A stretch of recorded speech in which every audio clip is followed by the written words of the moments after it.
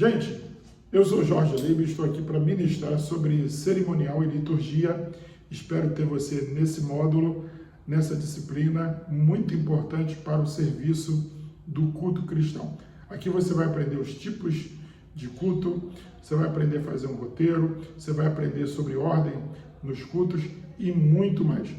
Muito obrigado por você ter nos escolhido e, se possível, se inscreva no nosso canal, deixe seu like nesse vídeo e compartilhe com um amigo esse vídeo, que é muito importante que você divulgue esse trabalho. Deus abençoe. Vamos ao curso. E hoje nós vamos falar sobre cerimonial e liturgia. Quando a gente fala de cerimonial e a gente fala de liturgia, a gente pensa em algo assim muito formal, muito estático. Porém, a igreja, principalmente a igreja evangélica no Brasil, ela é muito dinâmica e ela, a cada dia, ela se reinventa com novas liturgias, né? E na maioria dos casos não esquece as liturgias antigas. Então, quando a gente pensa em liturgia, a gente pensa logo em igreja, né? Então, a gente aqui no Brasil, a gente tem igreja católica, a gente tem igreja evangélica, nós temos dentro da igreja católica, a católica romana e a católica brasileira, que em termos de liturgia e cerimonial divergem muito pouco. Já as igrejas evangélicas, você tem dentro das denominações liturgias e cerimoniais diferentes, né? Então, nesse estudo aqui, a gente vai tentar aprender um pouco sobre os cerimoniais das principais denominações evangélicas e a gente também vai ver um pouquinho sobre as liturgias. Então, a gente precisa diferenciar o que é cerimonial e o que é liturgia nesse contexto evangélico, nesse contexto cristão evangélico que nós vivemos no dia a dia. Então, para a gente poder ter uma ideia, quando a gente vai numa formatura, a gente tem lá um cerimonial, né? E o cerimonial, ele tem uma coisa chamada protocolo. Ele tem o cerimonial protocolar, né? Quer dizer, aquela dinâmica, aquela sequência da realização do cerimonial ou da cerimônia, né? Então, é muito comum em formaturas, em colação de grau, você ter cultos ou reuniões de ação de graças, aonde se mistura liturgia com cerimonial, né? Se faz a união, se faz a junção, principalmente em formaturas militares, algumas colações de grau acadêmicas, geralmente nos seminários evangélicos, aonde os alunos terminam o curso, eles acabam fazendo, entre aspas, um culto de formatura, que é uma cerimônia e também envolve elementos de liturgia, por assim dizer. Então, para a gente poder começar aqui, a gente precisa pensar, vamos de uma maneira geral, no culto, né? Na reunião de adoração, numa reunião onde as pessoas vão cultuar a Deus. Dentro das igrejas evangélicas, nós temos alguns tipos de culto que a gente vai nominar nesse estudo. Nós vamos entender que existe culto público, que existe culto de ensino, que é o chamado culto de doutrina, existe culto, também o culto de ensino e de doutrina, também é conhecido como culto da palavra, tá? E também tem culto de adoração, culto de libertação, culto de consagração. Cada um desses cultos envolve elementos litúrgicos diferentes e também ações cerimoniais diferentes, sendo que o culto vai ter mais cara ou mais elementos litúrgicos de que cerimonial. Quer dizer, você não vai, num culto, ver muito conteúdo cerimonial. Você vai ver sempre conteúdos litúrgicos para a gente poder entender isso. Então, dentro do culto, existe ordem do culto, e para a gente entender cada um desses cultos, não, desses tipos de curso que eu falei aqui, a gente precisa entender o seguinte, que o culto, ou a missa, ou enfim, até lá nos cultos afros, né, você tem um roteiro.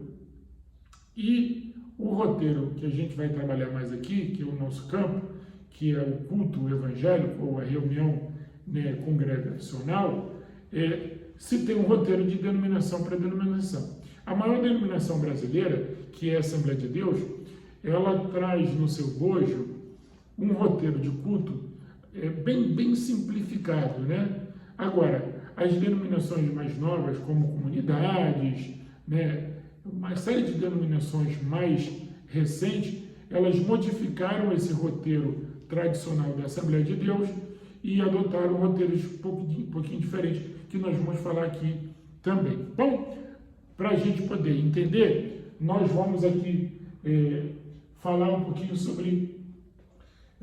primeiro falar um pouquinho sobre a Fato. A Fato, ela já há muito tempo, há mais de 20 anos, ela vem formando alunos, formando obreiros, né, das mais diversas denominações para atuarem no campo ministerial e no campo missionário, né? Nós estávamos falando aqui agora sobre a questão do culto, né? Então é importante a gente entender que o culto ele pode ser planejado. Você planeja o culto? É a pergunta. Agora, na realidade, nas denominações neopentecostais ou nas igrejas pentecostais mais recentes, há sempre uma ação mística, né, ou um pensamento místico, aonde as pessoas dizem assim: eu não preciso organizar nada, eu não preciso planejar nada, porque o Espírito Santo vai me conduzir. O Espírito Santo... Já ouviu, né? Agora na Assembleia, pelo menos o pastor diz: vamos seguir quatro coisas, pelo menos. Pelo menos, né? Então, veja bem, é muito comum nessas igrejas neopentecostais não haver planejamento nenhum, né? Não haver planejamento nenhum.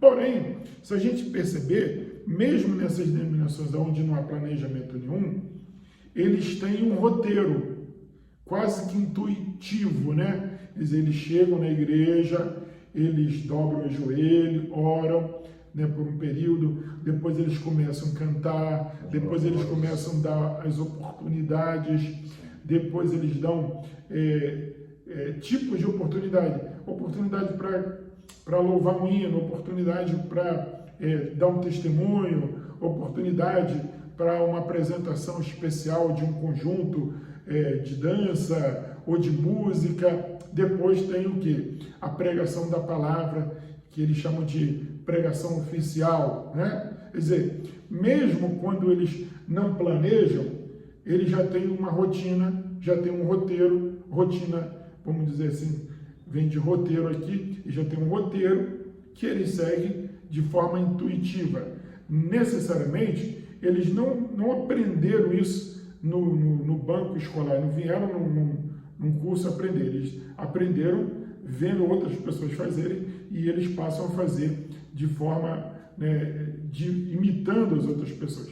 Então, mas dentro desse estudo aqui de cerimonial e liturgia, a gente vai dar um norte para você que está, né, aprendendo aqui, que é o seguinte: criar um roteiro. O roteiro vai no quê? Vai ser o seu planejamento de curso. Então, lá na administração, a gente planeja, né, e a gente vai organizar esse planejamento de como nós vamos dar ação efetiva a esse roteiro. Porque quando você planeja, você diz assim: quem vai começar a reunião? Como eu vou começar o culto? Como eu vou começar essa reunião? Eu vou começar cantando, eu vou começar orando de pé, de joelhos. Aí, outra questão: quem vai começar a reunião, né? Bom, eu orei, li a palavra, porque, olha, primeiro passo, oração, depois, leitura da palavra. Eu estou seguindo um roteiro aqui, né? E você pode ir anotando aí, né? Você... Eu costumo dizer que todas as igrejas que eu conheço, elas, na verdade, copiaram das sinagogas israelense. Tem as sinagogas messiânicas, que acreditam que Jesus Cristo veio e voltará, que é a que nós seguimos, os evangélicos, e até a Igreja Católica. E a sinagoga ortodoxa, que também acredita em Jesus Cristo, mas ainda está esperando ele vir. Então, só que esse modelo de cerimonial aqui, ele é um modelo de cerimonial trazido pelos missionários Gunavin e Daniel Berg, do movimento pentecostal da Rua Azusa, nos Estados Unidos, no século passado, né? No século XX, nós já estamos no século XXI. Então, esse modelo litúrgico é bem tradicional das Assembleias de Deus e, depois de passado mais de 100 anos, começaram a surgir outros movimentos que se identificaram com esse modelo, que é um modelo bem simples. É um modelo que as pessoas oram de pé ou de joelho, depois elas fazem a leitura da Bíblia, né? Depois de fazer a leitura da Bíblia, elas perguntam para aquelas pessoas que estão presentes quem deseja a oração, ou tem um motivo, ou tem um pedido de oração. Em algumas igrejas é comum as pessoas terem um caderno, um livro de oração, ou uma cesta, onde as pessoas colocam um pedido de oração, e alguém vem e ora, né, por esses pedidos de oração. Então, inicialmente, oração de joelho, depois, leitura oficial, leitura da palavra, que é uma leitura congregacional. Essa leitura, ela geralmente, nas igrejas mais tradicionais da Assembleia de Deus, ela é feita responsivamente, né? Quer dizer, o dirigente do culto lê um versículo e a igreja, em conjunto, lê sucessivamente. Então, é chamada leitura responsiva, né? Quer dizer, você lê e a igreja responde o próximo versículo da Bíblia e depois, em seguida, vai você. Terminou a leitura, se faz esse tipo de oração, mas antes faz o chamamento para quem tem um pedido. Os pedidos de orações, eles podem ser verbais, pessoa lá no salão, olha, eu tenho uma necessidade e tal, e o motivo ou o pedido de oração, ele pode ser por escrito, ou no caderno de oração, ou no papelzinho que é colocado numa cesta ou no baú. Feito essa oração, né, pelos pedidos, enfim, feito essa oração, se parte para as oportunidades. Oportunidade para alguém cantar um hino, oportunidade para um testemunho, oportunidade para uma apresentação especial. E geralmente na Assembleia de Deus existe um momento que é uma espécie de palavra intermediária, aonde dá oportunidade para alguém trazer uma palavra. Essa expressão de trazer uma palavra significa que quem recebe a oportunidade para trazer uma palavra tem de 5 a 10 minutos para poder trazer uma palavra, né? Cuidado, porque muita gente não entende esse processo e usa o tempo, usa muito tempo além daquele que é estabelecido eticamente, porque estoura o tempo do pregador. Estoura o tempo do pregador. Então, veja, em algumas igrejas, esse roteiro, eliminaram desse roteiro essa palavra intermediária, porque na maioria dos casos causa muito problema, porque você passa o microfone para uma pessoa e a pessoa usa demasiadamente o tempo e depois você não tem